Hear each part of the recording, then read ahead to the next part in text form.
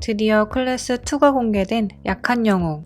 결국 원작의 결말대로 나백진의 죽음으로 끝났지만 쿠키 영상에서 청강의 최창희, 즉 원작에서 청강의 1인자로 그려지는 인물이 후임이 필요하다는 말과 함께 금성재에게 명함을 건넸다는 점에서 마치 시즌3를 암시하는 장면으로 끝이 났는데요.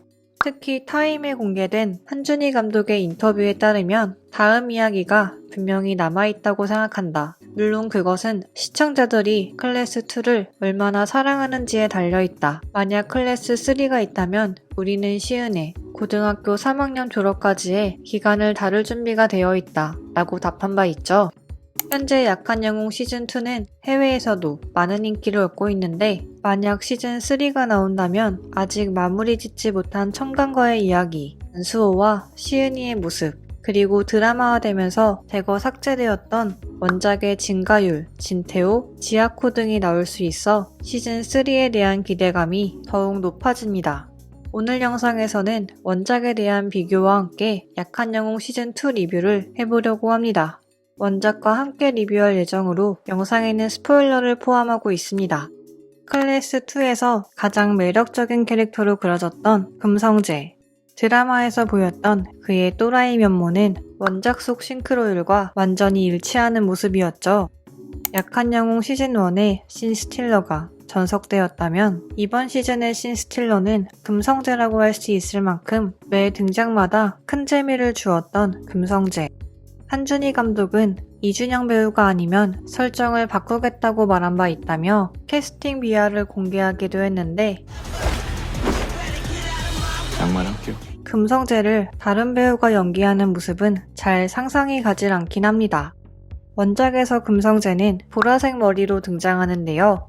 이에 대한 디테일인지 연시은과 처음 대면했을 때 핸드폰을 하고 있는 금성재는 보라색 케이스를 갖고 있는 것을 확인할 수 있죠.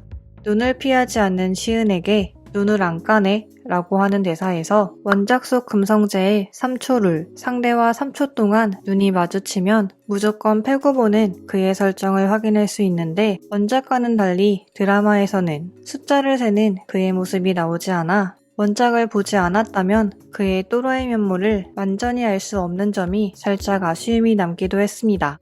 또 한 가지 드라마에서 생략된 아쉬운 점은 나백진의 장례식장에 오지 않은 금성재의 모습인데요. 원작에서도 연합에서 제명되었던 금성재는 나백진의 죽음 이후 장례식장 근처에서 담배를 피울 뿐 직접 들어가지는 않습니다.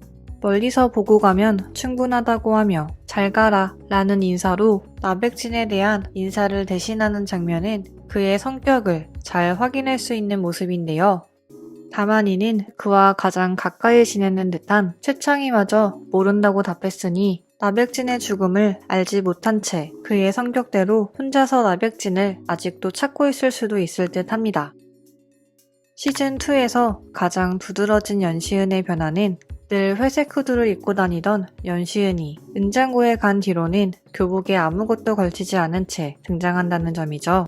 이는 후반부 깨어난 안수호의 모습에서 그 이유를 확인할 수 있는데요.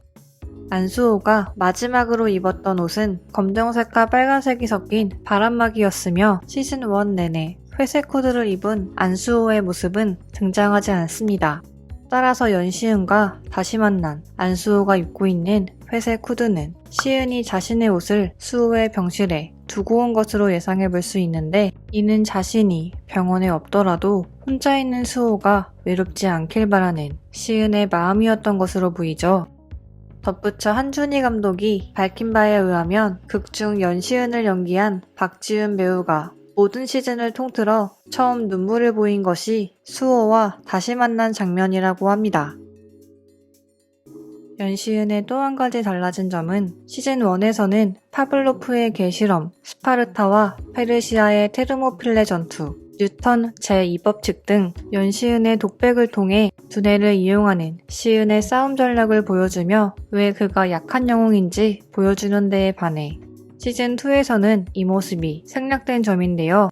사실 금성재와의 싸움에서도 시은이 금성재의 발등을 찍은 것은 특별한 이유가 있는데 원작에서 시은은 발등에도 급소가 있다는 것을 알기 때문에 전략적으로 이를 이용했던 것으로 그려집니다. 한편 이번 시즌2에는 깨어난 안수호의 모습뿐 아니라 연시은의 꿈을 통해 오범석의 모습 또한 등장한 바 있는데요.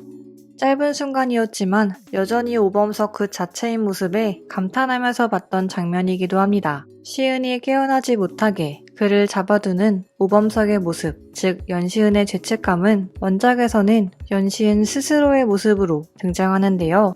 수면제를 먹고도 잠에 들지 못했던 시은의 죄책감이 얼마나 컸을지 조금이나마 예상해볼 수 있는데, 새로운 친구들을 만나며 조금씩 다친 마음을 치료하던 시은은 수호가 깨어나며 이제는 수면제 없이도 잠을 잘 잘 수 있을 듯 합니다. 많은 캐릭터들이 대거 생략되었던 시즌2에서는 짧지만 이름으로나마 등장했던 캐릭터들이 있습니다. 윤낙성, 권혁진, 권석현, 주승진 등 연합에 소속돼 있던 인물들이 나백진의 대포계좌에서 이름으로 등장하기도 했죠.